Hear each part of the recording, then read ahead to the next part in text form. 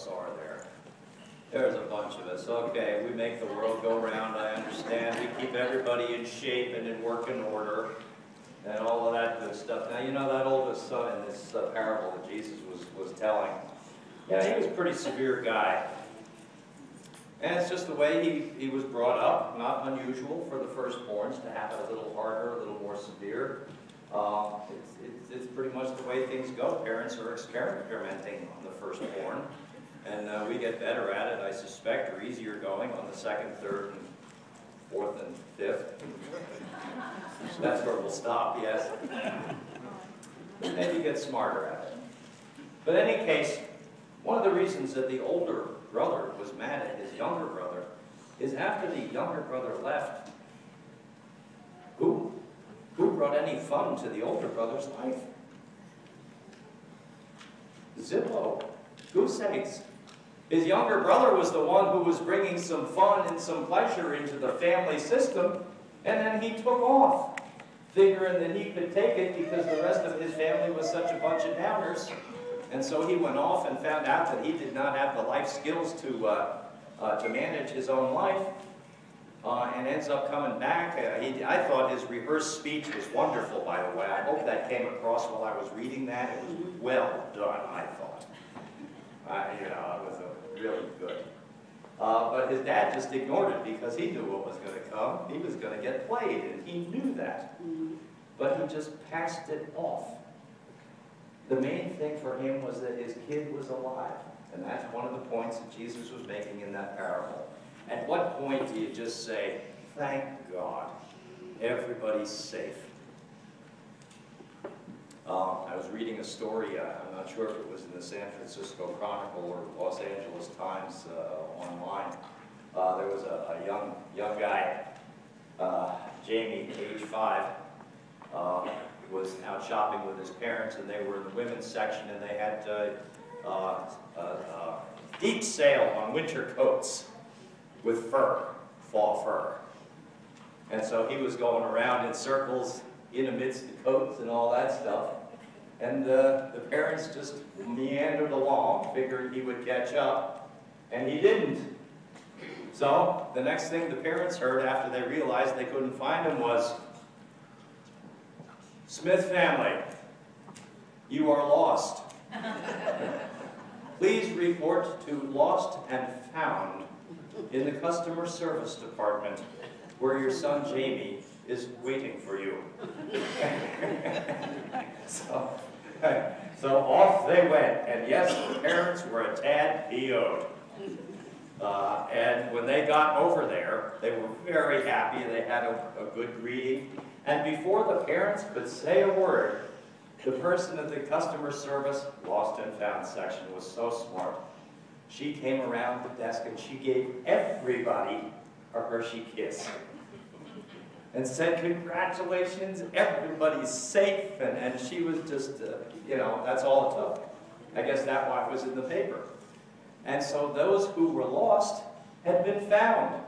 Those who were broken, and it would have been a broken time, oh yes it would have, as you parents know, as do I know, the restoration had occurred. He or they who were lost have been found. Reconciliation has happened.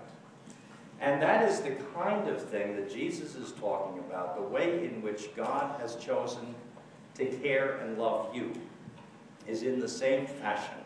Where we too stray, we too move away from His presence. Now you're going to know you moved away when every one of your days is severe and yucky, where you don't see anything very much gracious or helpful or upbuilding or beautiful or nice in it. That is how you will know that life bios has gotten to you and has pushed you away from the presence of God in your life. And it is then by means of God's acting in the world that He will find you, always looking to rescue, to restore, to reconcile with you.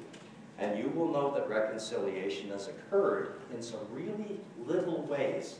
And if you miss the littleness of them, you're really missing the whole thing. When that young guy came back,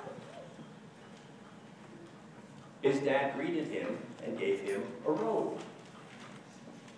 That's because the kid came back in disgusting clothing, right? He could barely feed himself with carob beans or carob pods, which is what was pig food. He then gives him a ring, a little bit of jewelry, a little bling. He then gives him a pair of shoes, sandals, because his were obviously totally messed up. You know, you have three little signs, all of them separately amounting to nothing, except at that moment, Dad just cutting everything off and saying, welcome home, I love you. And with three little symbolic gestures, lets him know that the process of forgiveness and reconciliation has occurred. Now that's not the whole story, because he then proceeds, oh, by the way, Jesus is in this story. He has planted himself in that story. And that is the fatted calf. What happens to the calf? It gets dead. And what happens with all the people around the fatted calf? They get fed. And they also celebrate and have a party. And they also reconcile, make up. And that is precisely the promise and the function of Jesus in your faith. Exactly the same. And that is why the fatted calf is mentioned 1, 2, 3, 4, 5 times in the second half of that. For that reason. When Jesus comes to you, he is coming to you by means of certain signs and symbols that are going to be knocking at your brain and knocking at your heart and knocking at your faith, so that you'll begin to realize that there is a movement of the Spirit going on in which a restoration and a reconciliation, a hoped-for different kind of future, is in process. And your job is to hang on for the ride and to work with it in the restoring of that relationship, however that's going to play out. Part of what happens here, of course, is, I don't know if you noticed, Father, give me the share of the property, is what the younger son asks for, and towards the end, the older son says, he's devoured your property with prostitutes. The word property is really a very bad translation, because the word that's used there is bios. Okay? Biological life, it's really not property. It just means that you suck the life out of my Father. How dare you suck the life out of my Father the way you did? And Father, how dare you?